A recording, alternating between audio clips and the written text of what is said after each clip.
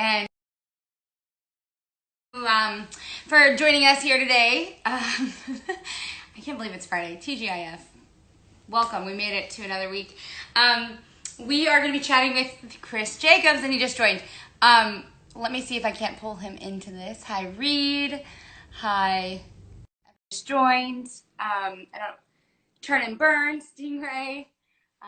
Everyone who is Dan Brown who is joined. Hi. There you go. Hi. How are How's you? it going? Really good. How you doing? What you got drinking? I got a Sapporo right here, Cheers. a premium, Cheers. and a frosty glass. So That's the one way it's to do 5 it. o'clock TGIF. somewhere, right? TGIF. If I wasn't, I have to work a little later today on with some other jobs, so I would say I would be right there with you if we were about 2 hours later. All right, I'll let it slide this one time. This one time, yeah. Words are hard sometimes in general, let alone after some drinks. It Yeah, just right? makes it that much more complicated. I get it.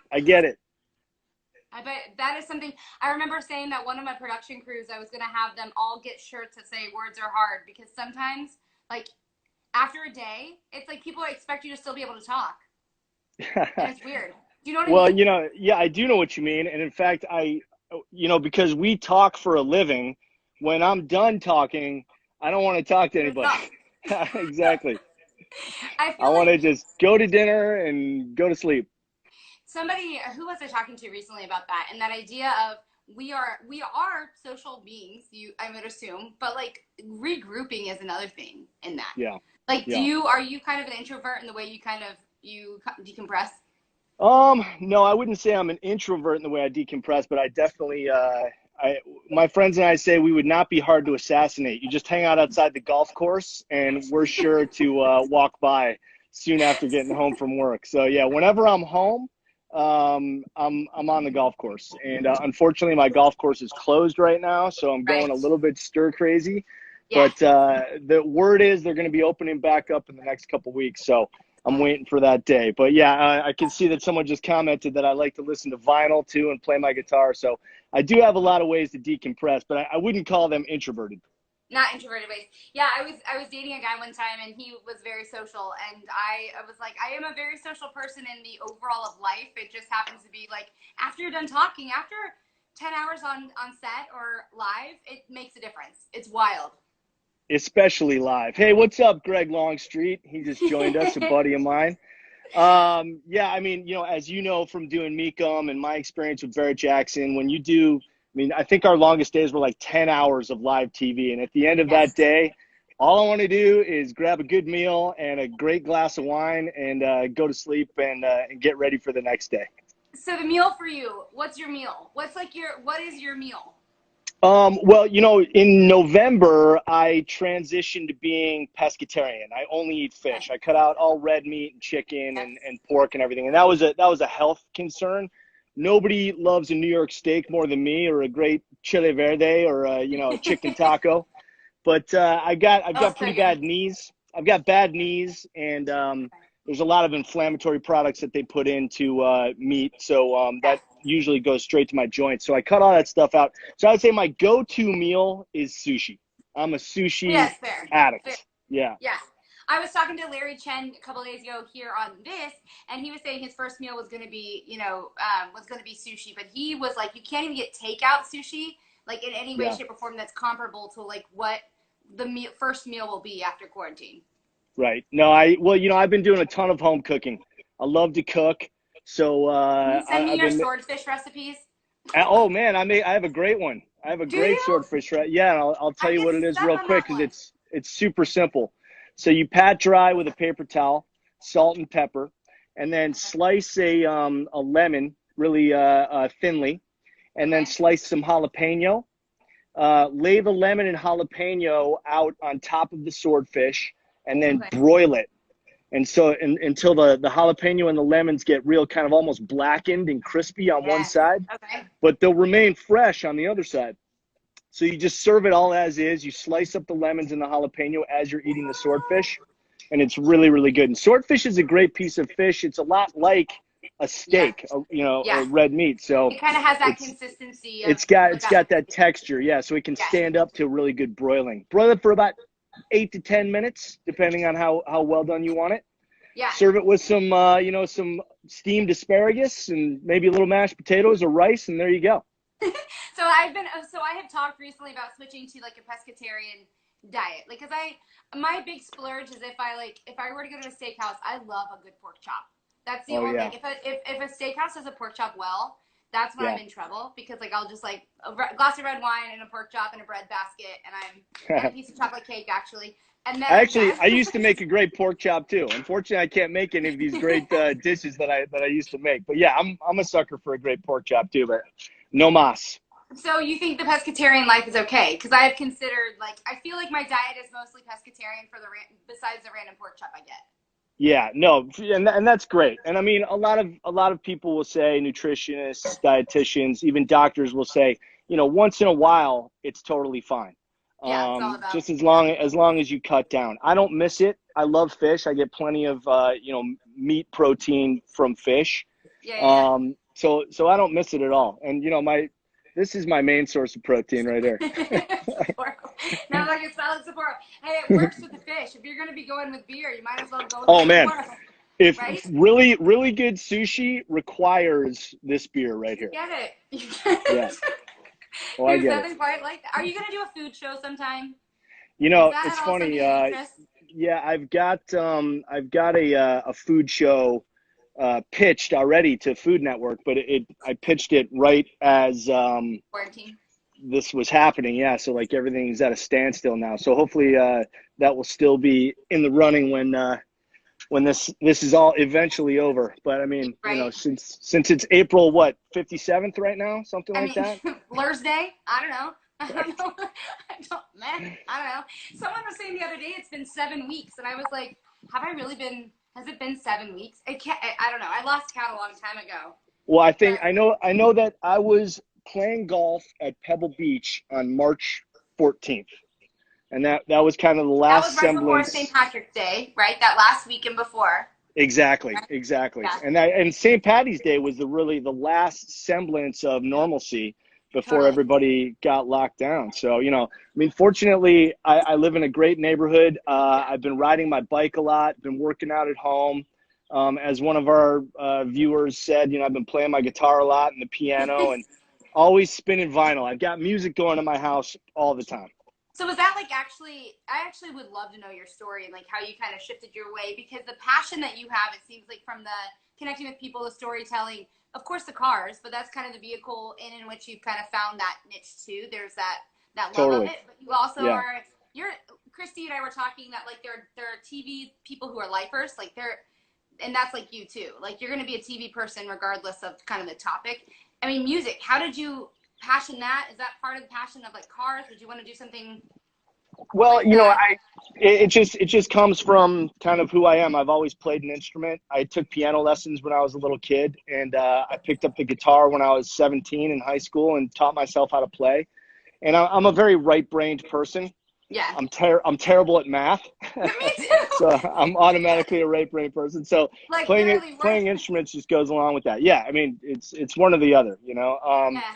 But yeah, I mean, as like you and Christy were saying, cars are just what I'm known for. But, I do a show called Long Lost Family, which is about putting together people who are adopted with their birth parents. So, and that's my story. So it's near and dear to my heart. But yeah, I mean, probably like you, I'm a television host. Give me a topic and a microphone and I'm good to go.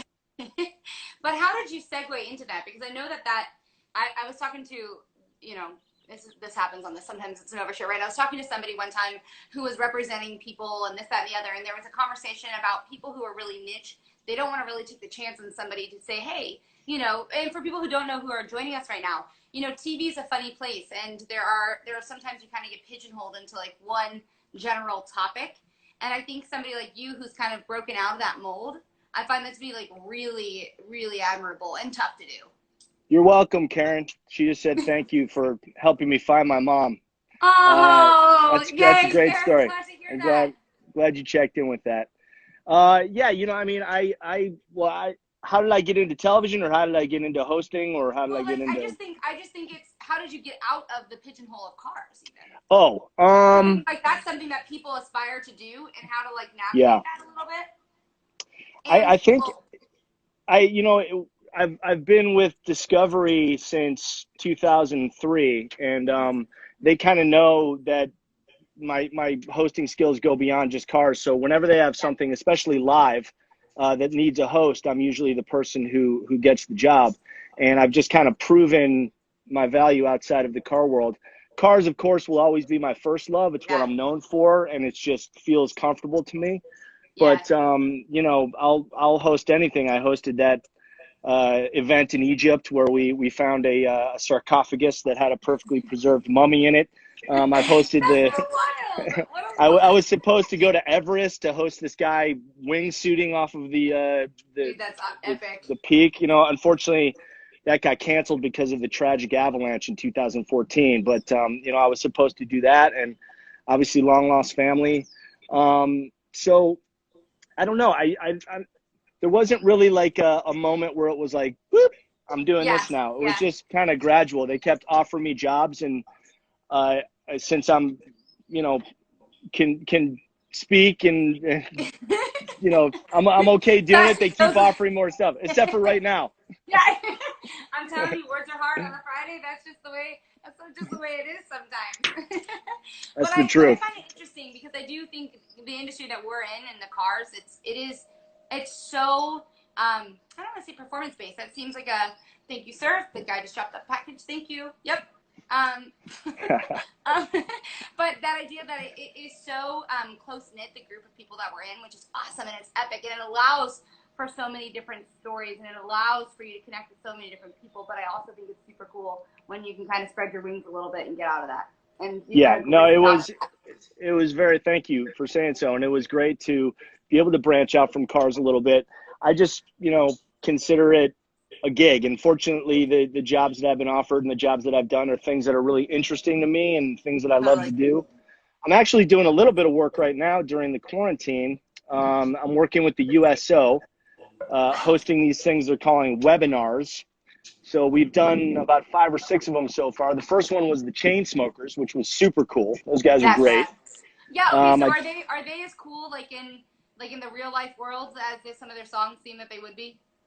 Yeah, that's not really my style of music. I'm more of a Right. classic rock and jazz guy, but in Yes. researching the interview with them, I listened to a lot of their music and I like a lot of their songs. And they were much more down to earth and much cooler than I expected them to be Okay. because, they're Okay. one of the biggest acts in the world. So, but they were super cool and very giving, very generous with their time. The USO is such a great organization. I think anybody is up for donating their time to it. So that's a Totally. really fun job that I'm doing. What I'm doing about exactly? one What's or that two of those a entailing? week. What is it? It's What? we do Zoom, and Mm-hmm. then there's bases around the world, either in Japan or the Middle East, and the servicemen and women and their families can log into Zoom and then use the chat feature to ask questions. And I do have some KISS. I have double platinum and I have Destroyer. Thanks for the question, Beach. Yeah. Um, but yeah, they can use the chat feature to ask questions of my guest, and then I ask the questions and they answer them. We had Eliza Schlesinger on. She was fantastic. Incredible. I did one with Miles Teller, Yeah. who's the actor who's going to be in the new Top Gun movie. Yep. We've got Craig Robinson scheduled. I did one with Sarah Silverman, so So really, cool. really cool. Sally 66 Mustang, thank you for saying so. I appreciate the support. And thanks everyone too.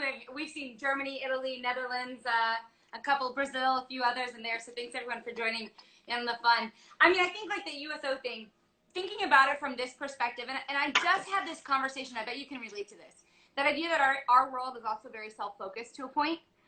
The idea that it's TV and commentating and hosting, it can be a very like it's about me kind of a thing. But the idea of having to find that ability to say like, look, it's not about me all the time, and the way that you connect with people and the way that people are responding to you right now, that to me is so cool because I believe that that's the difference you're making, even though you're still kind of a TV guy.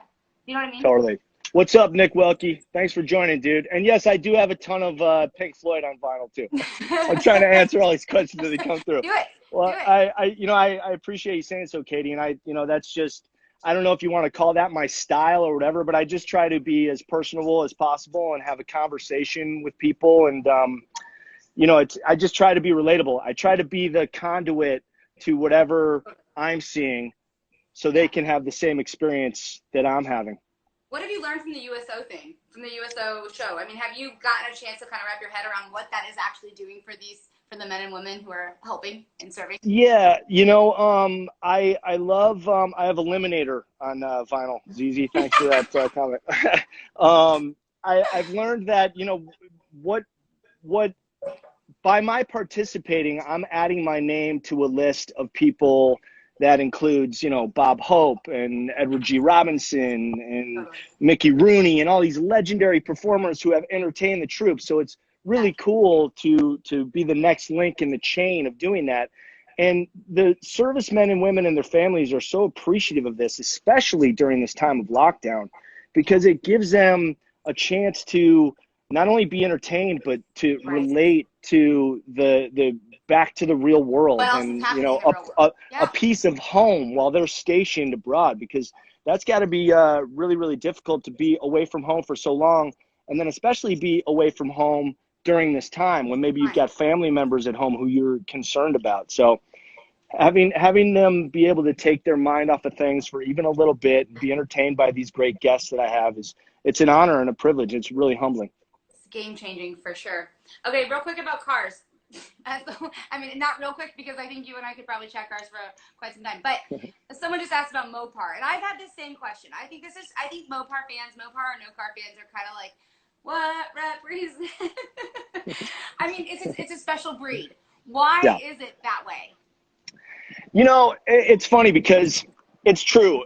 Mopar is always the third place. It's either you got the bow tie. Second, so you might as well talk about. Well, but why I love Mopar is just because the styling of the cars just are so cool, and they're very blue collar, and the fact that they aren't, either a Ford or a GM. You see Fords and GMs everywhere, but there's something about Mopars, especially classic Mopars, that you see on the road. It doesn't matter if you know anything about cars or not.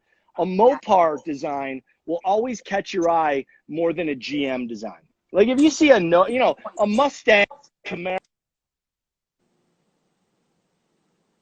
And we may have we're dead. Sorry, there we go. Buddy of mine just called in. I was saying, so if you see a Mustang or a Camaro, you go, okay, that's a Mustang or Camaro. You see them all over the place. But if you see like a Nova or an Impala, you'll appreciate it if you know what it is. But nobody knows what Mopars are. They don't know what like a Polera is, but they think it's really cool because the designs are so unique. Like if someone sees a Super B, like a 70 Super B with that amazing bug eye front end, no one's going to know that's a Super B, but they're going to go, whoa, that is such a cool design. Exactly. So I've always loved Mopars because of the design. Do you feel that way with Barrett Jackson stuff? Because I know at Mecum too, we get that handful of, and again, you mentioned blue collar, you mentioned the working man, you understand that from that angle. I mean, Mecum, our demographic and the people who are coming in and out of those doors, it's such a cool group of people, but it really is those people who appreciate the working man and what that's all about. Yeah. By the way, I'm definitely a Daytona guy over a Superbird guy. Just someone asked me that question. Be very clear. Just if I had to choose one, I'd definitely go Daytona just because they're more rare. I think just over 500 were made, and there was like almost 1,900 Superbirds made, and I just like the styling of the Daytona better. And I'll take a Charger Daytona. Yeah, for sure. I'm sorry, I totally lost my train of thought. What were you saying about the idea of like how you kind of see that passion within a Barrett Jackson? I know at Mecum we get the passion for Mopars, and it's just insane in that way. Do you feel that difference between those who maybe are more along the lines of the Mustangs or Camaros? Well, because I'm known as a Mopar guy, I constantly have people addressing that with me, whether they're fellow Mopar lovers or, you know, what I love is when I'm like looking at a cool GM or Ford, and I love all cars, so I'm going to look at every car, right? And some wise guy will always come up to me and say, "Hey, that's not a Mopar." You know, like I'm not allowed to look. I'm not allowed to look at anything that's not a Mopar. Yeah. But people, you know, the passion is different with Mopar. People who love Mopars are rabid for Mopars. It's not that way with Ford or GM. I think that's a very valid point that you made, that it represents something bigger than just a basic car, from even the styling, what it looks like, its presence, and the mystery of it too. That idea that the same question goes, why are they so popular, right? There's a mystery to trying to understand. Well, and Mopar people will only have Mopars. Mopar people will not have Fords or GMs. Ford and GM guys, yeah, they'll cross the line a little bit, you know? But a Mopar guy, only Mopar. So why did you get started in that land? Why did you say one day, yep, this is it, these are my cars? Yeah, probably back in about 1996 or 7, I was looking for a classic car to buy. And one of my best friends, Peter Murnick, is he's a Mopar guy too, and he was helping me find a car. So we settled on a 68 Plymouth Sport Fury, a huge convertible, original 383, turtle green interior, awesome car. And that was kind of my introduction to Mopar, and immediately I fell in love with there's always the manufacturer. There's always a reason, right? It doesn't matter if it's because you're a kid and your dad had one. That's right, Scat Pack Club, Mopar, no car, baby. Thanks for joining us here, dude. But there is always a story. There's always a reason, and that's one of the things I think. And keeping this idea of keeping passion of the car industry alive is so important. And even as cars are changing and developing and making flying, who knows, in the near future, how do we keep that passion alive? Phoenix is a Dart, isn't it? Isn't a Phoenix a Dart model? I was referring to one of the, but definitely a Phoenix if they're different. I don't think they are. I think a Phoenix is a Dart. Anyway, I mean, the passion, it's like art, I guess. I don't even know. I mean, you know, cars have always represented freedom and self-expression. Totally.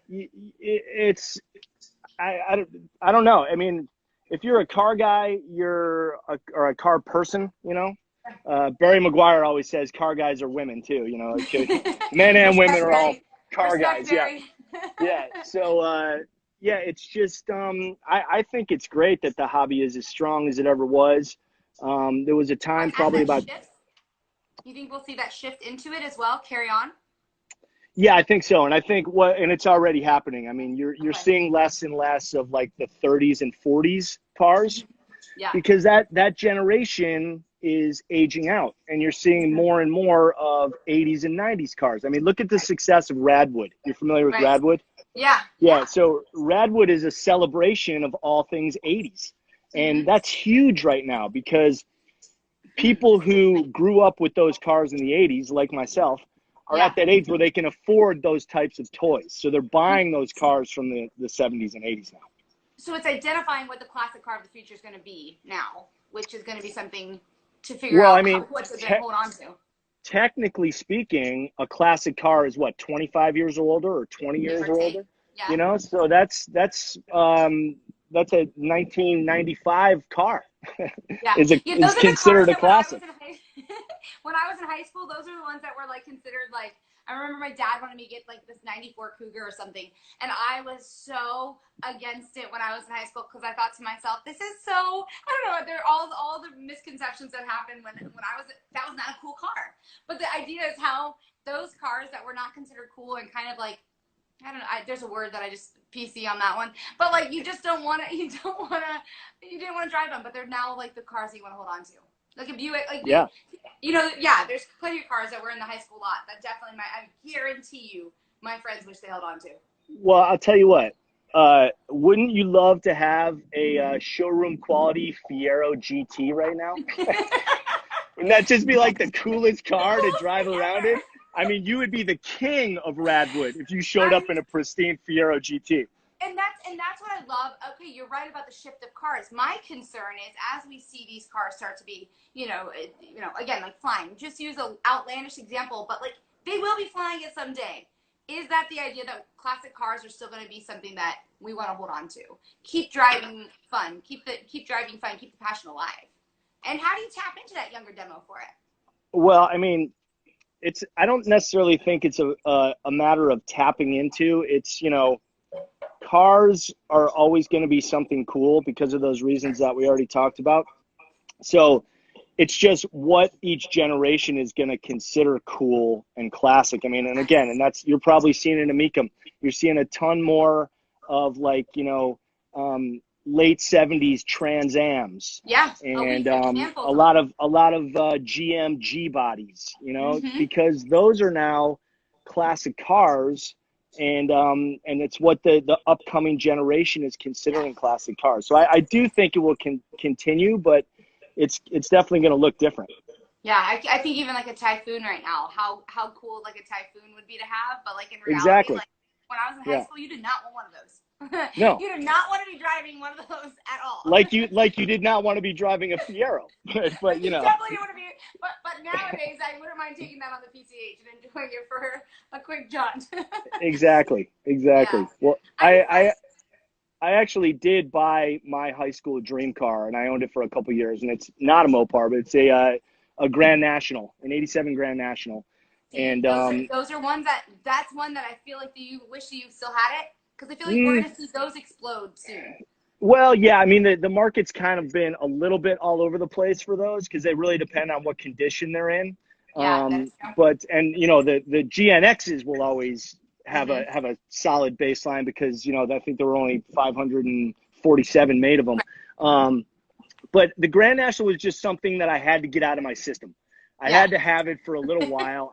I enjoyed it for 2 years. I drove it a lot. Did you? How many miles on it? I probably put in the 2 years. I probably put 3,000 miles on it. So I mean, I drove it quite a bit, and you can always tell who the people who know what they are because they'll do anything to pull up next to you and make sure that you see them. Yeah, I mean, 99% of people it's just a Regal, but for the people who know what a Grand National is, they get really excited. Yeah. I remember the first time I was at Meekum, this would have been like 5 years ago, and I saw one, and the guy, and of course, like, my initial reaction was, oh my gosh, I can't believe that's what, like, I would never have been caught dead in that thing in school, and the guy sat me down. I mean, it was a life lesson. Grand Nationals GNX, it was as though, like, I had heard his heart and then some, with my disregard, I guess, to it. But now it is amazing to see what that really kind of coming alive, and those are the cars that we're kind of keeping eyes on. It's very strange. Hello, Indonesia. What's happening? Wow, we got people from all over the world joining us. That's amazing. Isn't that amazing? Okay, so talking about the positives of this time, what are you working through? What have you kind of come away with that you're just like, this is going to change my life and the way that I do it? Anything? No, I mean, here's the thing about the lockdown for me. I have been on the road more than at home the last 3 years. I think I've averaged close to 100 flights every year for the past 3 years. I remember seeing a post that you had that was like, you definitely, it was epic. I forget what it was, but it had to do with your number of flights, and I was counting mine, and I was like, shoot, yeah, so I'm kind of really, really enjoying this time at home. My dog is looking at me like, how many days in a row are you going to stay home? Aren't you supposed to like be somewhere right now? Yeah, exactly. Who are you? So I kind of planned on taking a little bit of time off anyway. But my time off has always been appreciated with the knowledge that I'm going to be doing something and going somewhere again soon. So not having something lined up right now is a little strange for me. But I'm just really kind of, my mindset is enjoy this time while you have it, because you never know when you're going to have free time, whether it be forced upon us or not. So I'm spending. Go through what? I was just saying I'm spending as much time as I can. I'm hardly driving my car at all. I take my bike everywhere to the grocery store, and I go on long bike rides. And like I said, I do workouts at home and play my guitar and the piano, and make dinner every night, and then binge on whatever is the latest on Netflix. Oh, by the way, if you're a Beastie Boys fan, the Beastie Boys story that dropped on Apple TV last night is phenomenal. Good? Epic? Really good. Yes, definitely give that a watch. Okay. Yeah. Add that one to list. And anybody else is on that? Any other suggestions? That's something I need some help in my department. Yes, you know, a lot of people are huge fans of Ozark. And yes. I'm in the middle of season 3 of Ozark, and it's pretty good. I enjoy it. You like it? I've started it twice, and I just I can't. I'm yet to wrap my head around it. It's very circular. Okay. They keep getting into these situations, and then getting out of them somehow, and someone gets conveniently killed and whatever. Conveniently. But there's another show on Netflix called Bloodline, which is amazing. So if you want another good binger, Bloodline is a fantastic one. And of course, people are talking Tiger King. Thoughts? Carol Baskin killed her husband, number one. There's no doubt about that, because if she didn't, where is he? With all the popularity of Tiger King, you don't think he would have come out of the woodwork if he was still alive? She definitely killed him. Spoiler alert. And I was good with Tiger King up until he explained why the padlocks were hanging on the wall. And then I was supremely grossed out by that. And that changed my view of Joe Exotic. I think he should stay in jail for a little while. It's so weird. What a weird world we live in right now. And it's just so, oh man, very strange. Okay, going back to the quarantine code, did you have a moment of, I know I did. We were at Mecum still when the weekend hit, when NASCAR bailed, IndyCar stuff. Right, yeah. Mecum was still going on. So we picked up 25 and a half hours of live coverage. Wow. And we which was nuts. I mean, and you know that from that world. And it was one of those things where you thought initially I think we had 11 or 13 hours of live, and it went straight into 25 and a half. And you sit there and in 4 days time, that's one of those things that's hard to do. But I think that first week was really hard for me, especially being someone, and you know this well, when your phone doesn't ring, that idea of what does that mean for me? What does that mean for my future? What does that mean for my family and people around me? Did you go through that that initial? I go through that every day. Anyway, I mean, I'm a worker, but I do know what you talk about. I'm constantly looking for the next gig, and I'm hustling every single day. I'm working on stuff every single day. So not to be able to pursue those projects is strange for me. I'm not worried about never working again.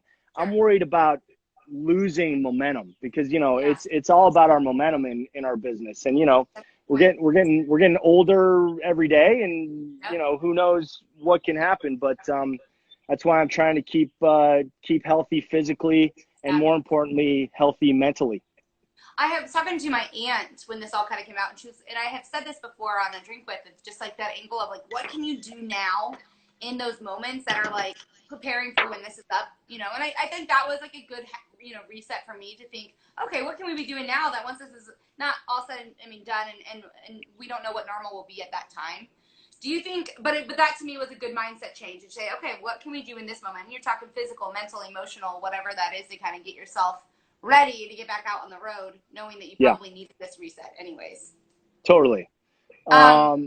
Fastlane Customs, what's up, brother? Give you a shout out right there. How you doing, man? Totally. I mean, I'm a big person. I'm a big fan of perspective. Sure. We all have a choice as to how we react. That's probably the only thing in life that we have absolute control of, is how we react to something, and how we let something affect us. You can choose to be negative, or you can choose to be positive about it. So if you choose to be positive about things, you'll be surprised at how many times they will work themselves out, that opportunities will prevent themselves, Yeah. Okay, what's the story behind the Cold Air 911? What do you got? Yeah. So I'm a Mopar guy first, but I'm a Porsche guy too. My dad always had 911s. And when we were shooting Overhauling years ago, our set was down in Irvine, and I live way up in Burbank. So it's a 50-mile trek one way. So I needed a little zipper car to get back and forth. And I was considering like a 240Z or something like that. And I saw an advertisement for a 911 in Auto Trader. And in a homage to my dad, I bought that car, and I bought it from a guy named Reed Morales, who is also in the car world. He worked for Barrett Jackson. He worked for the Enthusiast Network. He worked for Motor Trend. He is now my manager. Oh, So no way. Okay. I bought it from him back in 2015, and it's come full circle now. So I love classic air-cooled 911s. And so I have an 85 triple black Targa that I will never sell. That is a car that I will never sell. And yes, Reed Deuces, what's up, my brother? Our buddy Reed Deuces is joining up. Can you believe that? I bought that car from Reed in 2005. That's such a good story. Yeah, because I think that's something that people are surprised to see in the garage a little bit. Yeah, you know, I mean, mind blown. People give me grief sometimes about that. You know, hey, you're a Mopar guy. I love Porsches so much. I just why? Okay, you know, so we know now you're Mopar. Why? And we know your dad. But like, what is it about a Porsche for you? What kind of emotion does that kind of bring out? Just the drivability of them, the rear engine, the air cooled. I mean, I love all Porsches, water and air cooled. But the classic generation is my favorite. And you know, if I've got my druthers, I'll one day own a long hood, which is pre-73, hopefully a 73. But I love my 85. Like I said, I get a ton of compliments on it. It runs like a top. It is the purest example of German engineering that you will ever come across. I mean, there's something good about knock German on wood engineering that it's just made to drive. I was, you know, into VWs for a part of my life as well too, and they're just so. I mean, I find Porsches, I find German engineering, whether it be Audi or VW, etc. They're just made to drive, right? They're not made necessarily even for the. There's no cup holders on my side. There's nowhere to put the phone anywhere. No. The point is the drivability, and I think that in and of itself is kind of it's very telling of the engineering, if you will. Yeah, you know, and I love VWs too, and it's the same DNA as Porsche. You know, I mean, Ferdinand Porsche designed the Beetle. So isn't that amazing that that three of the most iconic automotive designs all came from the same family, Porsche? The Volkswagen Beetle, the 356, and the 911. Isn't that insane to think about how that kind of mind works? And I know a lot of people talk and connect you with Chip Foose as well. It's kind of that idea that some of the top designs comes from one particular mind.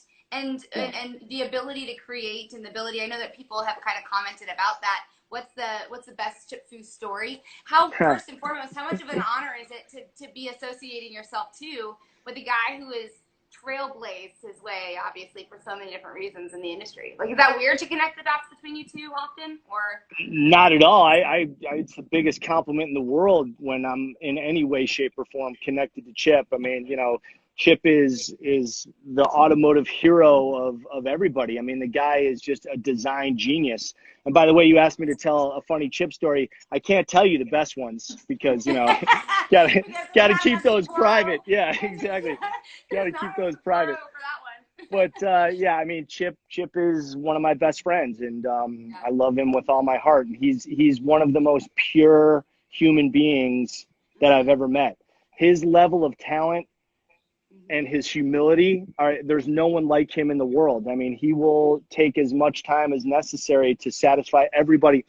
We have literally signed for 2 hours beyond what we're scheduled to sign for because Chip doesn't want to disappoint anybody in line.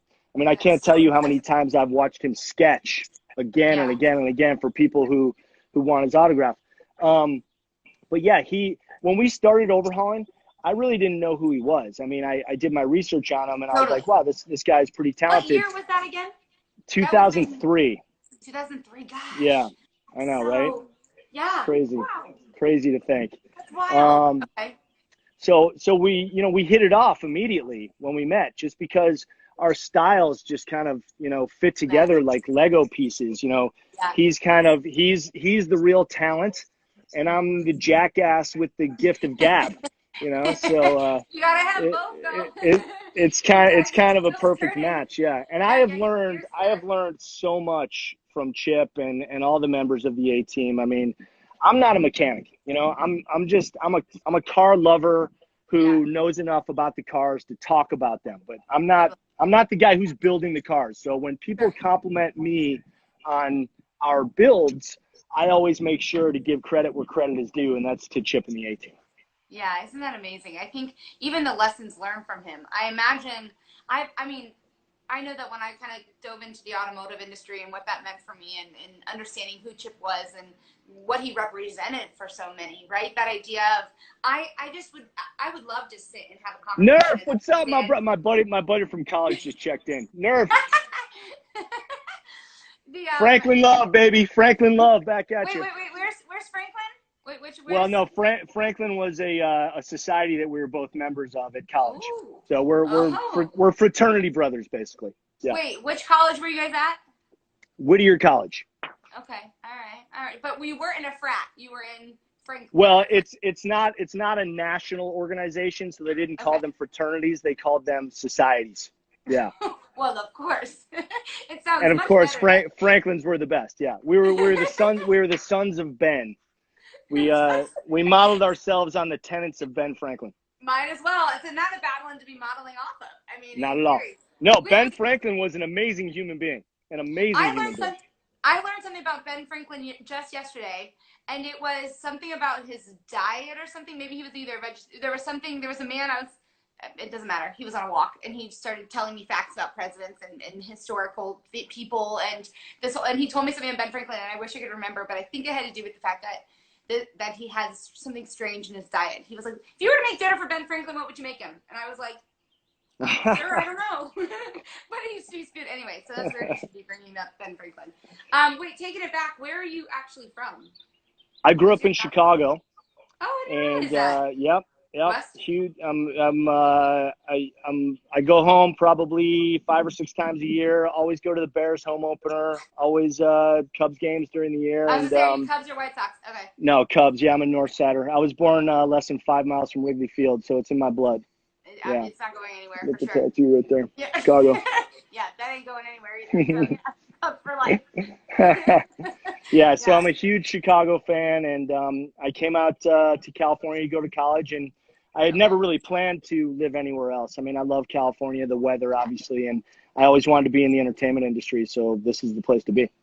Did you go into, did you study journalism, or was it just? No, I actually went to law school. I'm a lawyer too. Yeah, I passed the bar on my first try, and then immediately went into the entertainment business, and just started chasing the dream. And I was an actor for 8 years, from 95 to 2003.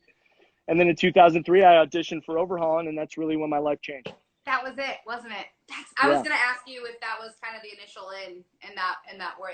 It was my first regular job, and that changed my life. Yeah. There's always one. What were there any good acting or modeling gigs, for that matter, I guess, that you did that you're super proud of? No. No. I starred in this short film. Well, there was no. I mean, I did a ton of commercials and a bunch of guest spots on TV. There was one TV show that I did an episode of 2.5 Men. Oh, and no, yeah, it's a memorable. Like a real... No, it was an acting job. It was before Overhauling. And I had a very memorable scene with Charlie Sheen, so people always remember me from that. And they re-show it a lot. So, you know, every 6 months or so, I'll get a check for like 47 cents for them re-airing my 2.5 Men. Yeah. Yeah. What some people don't realize is those residuals and whatnot, like the checks dwindle down to about 46. It is a sliding scale. Yes. Most of the residual checks I get aren't worth the stamp that they use to mail them to me. Yeah. There's still a job that I did for casinos I'm from Indiana originally as well, and like Midwest region.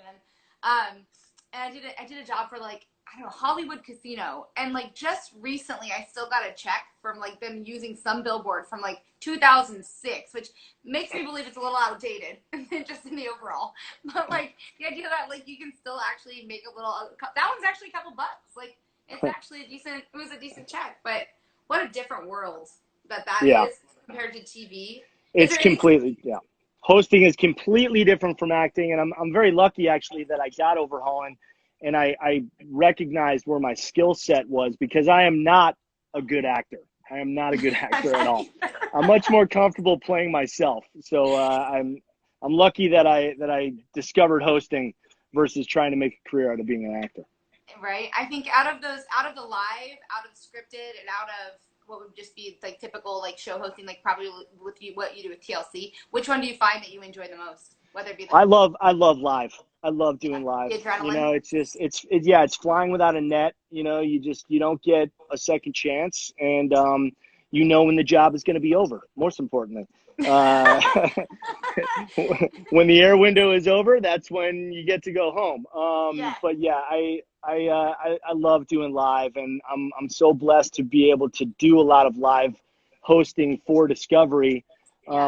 As I was saying before, I've proven myself enough times where they just offer me jobs to host stuff live, and they trust me to be able to do it, because as you know, hosting live, you have to be as much of a producer as you are a host. I mean, you got to be able to go with the flow. You know, if the prompter goes down or if something happens, you have to be able to react to that and to be able to pours beer down your back while you're doing it, whatever it is. Exactly. I mean, I was hosting Barrett Jackson one time from Scottsdale, the Big Daddy, it was Saturday night, which is our, you know, obviously the biggest night.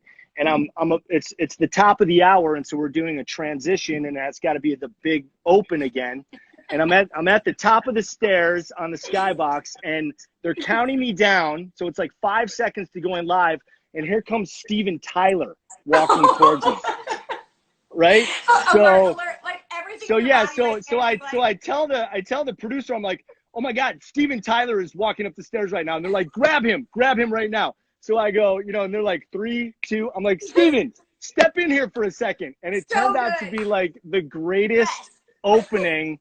And he was like, yeah! And he did his whole Steven Tyler thing. And I was like, dude, you can't thank you. Make that up. Like you can't, and you couldn't ever plan that, right? Even if that was a produced, you know, and it would never have come out the same way.